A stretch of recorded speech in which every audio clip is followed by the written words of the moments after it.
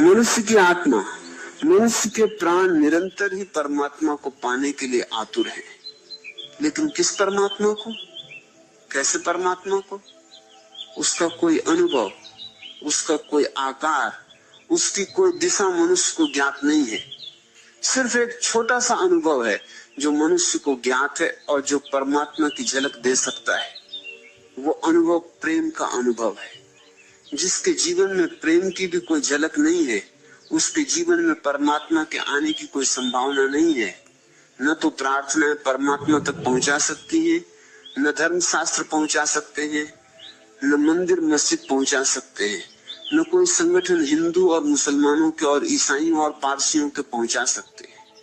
एक ही बात परमात्मा तक पहुंचा सकती है, और वो ये कि प्राणों में प्रेम की ज्योति का जन्म हो जाए। मंदिर और मस्जिद तो प्रेम की ज्योति को बुझाने का काम करते रहे हैं। जिन्हें हम धर्म गुरु कहें, वे मनुष्य को मनुष्य से तोड़ने के लिए जहर फैलाते रहे। जिन्हें हम धर्म शास्त्र कहें, वे घृणा और हिंसा के आधार और माध्यम बन गए। और जो परमात्मा तक पहुंचा सकता था, वो प्रेम अत्यंत उपेक्षित, अत्यंत निग्लेक्टेड, जीवन के रास्ते के किनारे कहीं अंधेरे में पड़ा रह गया है।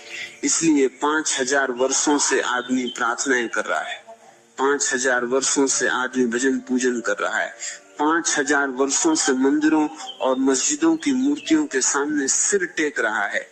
लेकिन परमात्मा की कोई झलक मनुष्यता को उपलब्ध नहीं हो सकी। परमात्मा की कोई किरण मनुष्य के भीतर अवतरित नहीं हो सकी। कोरी प्रार्थनाएं हाथ में रह गई हैं और आदमी रोज रोज नीचे गिरता गया है, रोज रोज अंधेरे में भटकता गया है।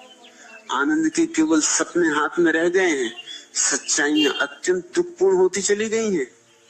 और आज तो आदमी करीब करीब ऐसी जगह खड़ा हो गया है जहां उसे ये ख्याल भी लाना असंभव होता जा रहा है कि परमात्मा भी हो सकता है। क्या आपने कभी सोचा कि ये घटना कैसे घट गई है? क्या नास्तिक इसके लिए जिम्मेवार है कि लोगों की आकांक्षा और अभीप्सा ने परमात्मा की दिशा की तरफ जाना बंद कर दिया है? क्या वे लोग इसके लिए जिम्मेवार हैं? वैज्ञानिक और भौतिकवादी और मेटीरियलिस्ट, उन्होंने परमात्मा के द्वार बंद कर दिए हैं? नहीं, परमात्मा के द्वार इसलिए बंद हो गए हैं कि परमात्मा का एक ही द्वार था, प्रेम। और वो प्रेम की तरफ हमारा कोई ध्यान ही नहीं रहा है। और भी अजीब और कठिन और आश्चर्य की बात यह हो गई है कि तथाकथित धार्मिक लोगों ने ही मिलजुल कर प्रेम की हत्या कर दी है।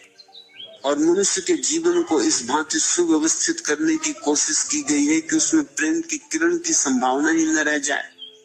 नारी समाज की इस बैठक में मैं इस प्रेम के संबंध में थोड़ी सी बात कहना चाहता हूँ, क्योंकि इसके अतिरिक्त मुझे कोई रास्ता नहीं दिखाई पड़ता है कि कोई प्रभु तक कैसे पहुंच सकता है।